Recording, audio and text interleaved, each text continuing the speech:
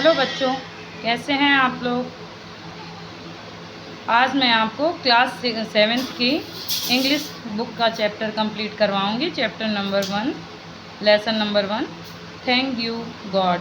ठीक है, आप लोग ध्यान से इसको सुनना और समझना। ठीक है, चलिए शुरुआत करते हैं। For all the things around us, big and small, for all the creature on this earth, short and टाल। अपने आसपास की सभी चीज़ों के लिए, सभी छोटी बड़ी चीज़ों के लिए, थिंग्स मीन्स चीज़ें, और अराउंड अस माने चारों ओर। बिग मतलब बड़ा, स्मॉल मतलब छोटा। अपने आसपास की छोटी बड़ी सभी चीज़ों के लिए, for all the creature on this earth, short and टाल, और अपने आस इस पृथ्वी पर जितने भी छोटे बड़े प्राणी हैं उन सभी के लिए, for the lovely blue sky, सुंदर नीले आकाश के लिए, the sun, the moon and all, सूर्य चंद्रमा और सभी के लिए, ऑल माइटी गॉड, हे सर्वशक्तिमान ईश्वर, we thank you and to you we call, हम आपको पुकारते हैं और धन्यवाद देते हैं। Bless each one of us in your name as we pray, हम आपके नाम पर जो प्रार्थना कर रहे हैं या आपके नाम को जो याद कर रहे हैं, स्मरण कर रहे हैं। Bless each one of us, हे ईश्वर हम सभी को आशीर्वाद दीजिए। Give us love, kindness and courage day by day, हमें दिन प्रतिदिन प्रेम दीजिए, दयालुता, काइंडनेस मीन्स दयालुता दिखाइए, एंड करेज और बल दीजिए या साहस, करेज मीन्स बल या साहस, हमें साहस दीजिए, हमें दिन प्रतिदिन प्रेम, दयालुता और साहस दीजिए। May be live in peace and harmony where we stay, हम जहाँ भी रहें वहाँ पर शांति और सामंजस्य, हारमोनी मीन्स सामंजस्य, पीस शांति और सामंजस्य के साथ रहें। Give us the strength to serve you, come what may चाहें, give us the strength to serve you, हे ईश्वर हमें इतनी शक्ति, स्ट्रेंथ मीन्स शक्ति या बल, हमें इतनी शक्ति और बल दीजिए कि हम आपकी सेवा कर सकें। Be with us O God in what we say and do, हे ईश्वर हम जो कुछ भी कहें और करें उसमें आप हमारा साथ दीजिए।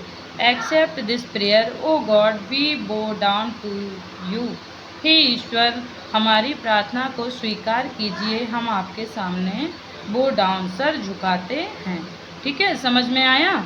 अगर नहीं आया हो तो कमेंट बॉक्स में जहाँ पे प्रॉब्लम हो आप लोगों को बता दीजिएगा, मैं आपकी प्रॉब्लम को सॉल्व करूँगी। ठीक है, इसके बाद चलिए हम मीनिंग इसकी कंप्लीट करते हैं। इसके नीचे इसकी मीनिंग लिखी है, आप लोग अपनी बुक में, अपने नोटबुक में इनको नोट डाउन कर लीजिएगा। ठीक है, क्रिएचर, CREATURE, क्रिएचर मीन्स पशु पक्षी आदि प्राणी। All mighty, ALMIGSTY, all mighty means सर्वशक्तिमान ईश्वर। PEACE, पीस मीन्स शांति। हारमोनी मीन्स सामंजस्य। स्ट्रेंथ मीन्स बल। एक्सेप्ट मीन्स स्वीकार करना, और बो down means झुकाना, sir झुकाना।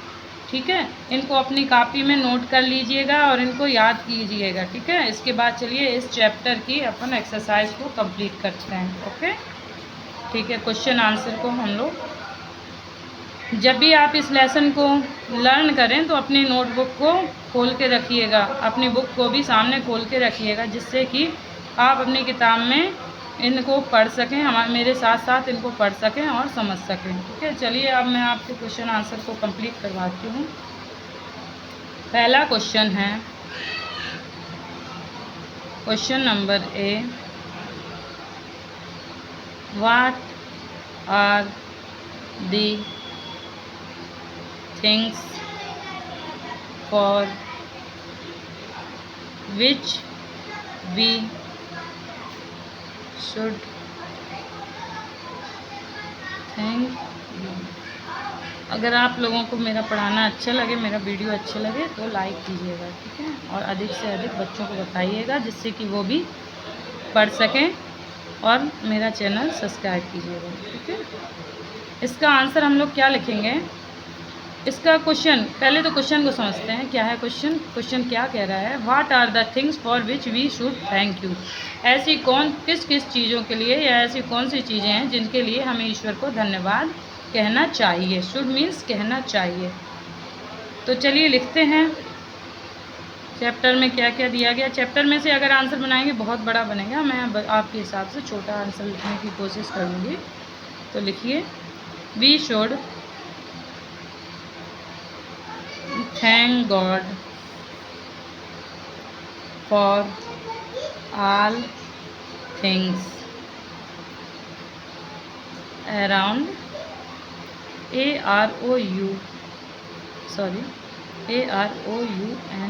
around us। हमें हमारे चारों तरफ की अराउंड चारों ओर की सभी वस्तुओं के लिए ईश्वर को धन्यवाद कहना चाहिए। अगला क्वेश्चन देखते हैं। क्वेश्चन नंबर बी है, WHAT, what are we asking God to give us. इसका मतलब है हम ईश्वर से क्या पूछ रहे हैं, हमें देने के लिए हम ईश्वर से क्या पूछ रहे हैं या क्या मांग रहे हैं। ठीक है, इसका आंसर लिखेंगे हम लोग, we are asking God to give us love, kindness and courage day by day. जैसा पोइम में हम लोगों ने पढ़ा था ना ईश्वर से कि हे ईश्वर हमें दिन प्रतिदिन प्रेम, दयालुता और साहस दीजिए। ठीक है, अगला क्वेश्चन देखते हैं। क्वेश्चन नंबर सी क्या है क्वेश्चन। क्वेश्चन है हमारा, what does live in PEAC peace and harmony means. इसका मतलब है कि शांति से रहना, शांति और सामंजस्य से रहने से क्या तात्पर्य है या क्या मतलब है, शांति और सामंजस्य से रहने को क्या मतलब है। इसका आंसर नोट डाउन कीजिए, living in peace and harmony means that. शांति और सामंजस्य से रहने का मतलब मतलब है कि we should not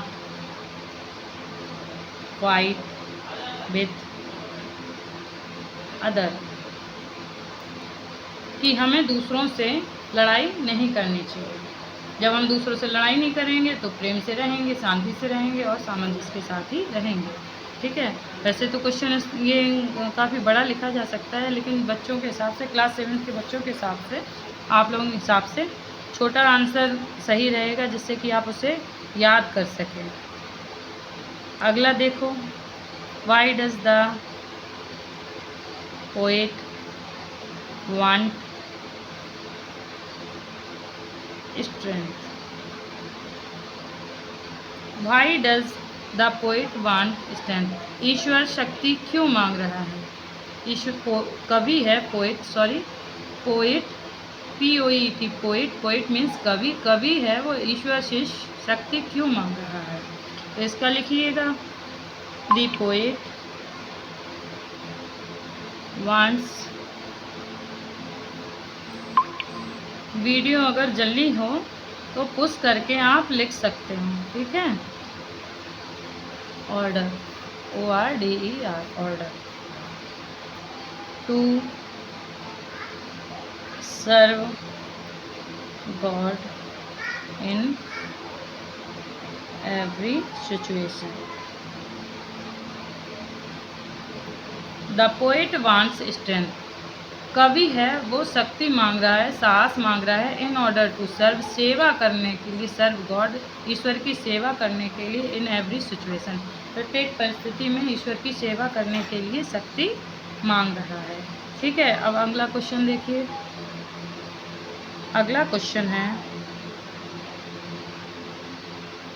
what does the word all mighty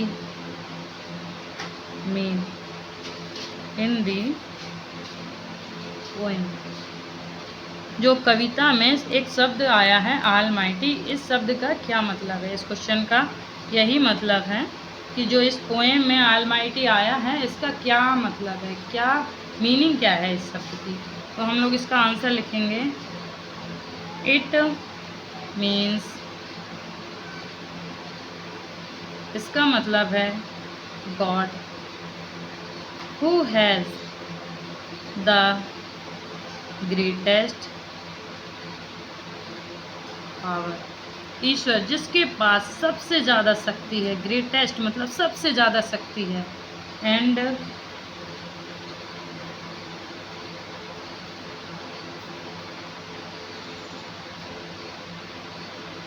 strength, जिसके पास सबसे ज़्यादा शक्ति है और सबसे ज़्यादा पावर है। It means God who has the greatest power and strength. ये इमीनस नहीं लिखोगे तो भी चल जाएगा, ठीक है। ईश्वर के पास सबसे ज़्यादा शक्ति और साहस या बल, स्ट्रेंथ मीन्स बल, सबसे ज़्यादा शक्ति और बल है, इसीलिए शक्ति और बल को एक शब्द दे दिया गया ऑलमाइटी। ऑलमाइटी मीन्स सर्वशक्तिमान, ठीक है। तो क्वेश्चन आंसर हो गए आपके कंप्लीट। अब चलिए आगे चलते हैं। आगे है fill in the blanks. Question number 2 में है complete, COMPLETE, complete the given stanza from the poem. जो पोएम दी गई है उसके जो स्टैंजा दिए गए हैं, स्टैंजा मतलब होते हैं, तो समझ लेते हैं, जैसे 2 लाइन या 3 लाइन मिलके जो एक पैराग्राफ बनता है उसी को स्टैंजा भी बोलते हैं, पैराग्राफ को ही स्टैंजा बोलते हैं। तो इसको आपको कंप्लीट करना है, ठीक है। क्या है? फॉर ऑल दी, फिर खाली जगह है AROUND, around us, big and, और फिर खाली जगह, ठीक है। तो फॉर ऑल द क्या आएगा इसमें? फॉर ऑल द क्या पढ़ा था अपन लोगों ने? Things, for all the things around us, big and small, हमारे चारों ओर की चीज़ें जो छोटी और बड़ी हैं, ठीक है। अब अगला देखिए, फॉर ऑल दी, फिर खाली जगह, on this, EARTH, on this earth, earth पृथ्वी पर क्या? क्रिएचर, CREATURES, क्रिएचर्स, क्रिएचर्स माने प्राणी, ठीक है, क्रिएचर्स, और फिर खाली जगह रिक्त स्थान है, एंड टाल। कैसे हैं क्रिएचर? जो शॉर्ट, SHORT, शॉर्ट, छोटे और बड़े सभी प्राणियों के लिए। आगे देखते हैं।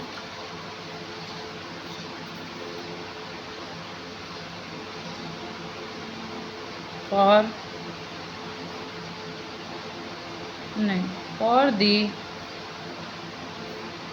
BLUE, ब्लू स्काई, कैसी स्काई है? लवली, प्यारी ब्लू स्काई। दी सन, कॉमा दी, सन के बाद क्या आया था? मून, मून मीन्स चंद्रमा, एंड ऑल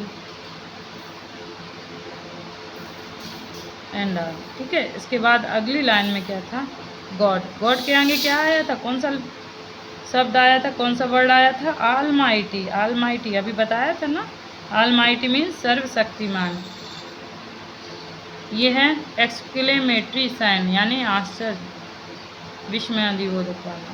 बी यू क्या, थैंक, इसमें क्या आएगा, thank, we thank you. And to you we call, we call, CALL। ठीक है, दूसरा भी अपना कंप्लीट हो गई कंप्रीहेंशन। अब वर्ड पावर आता है, WORD, word power. Word power में क्या है देखो, फर्स्ट है फिल इन दी लेटर्स, यानी इनमें हमें लेटर अक्षरों को भरना है। To form meaningful words. अपनी किताब को अपने सामने रखना है इसको पढ़ने के लिए। इसको पढ़ते समय हमेशा अपनी किताब को सामने रखना, इसके बाद इसको पढ़ना। इन दी पोएम,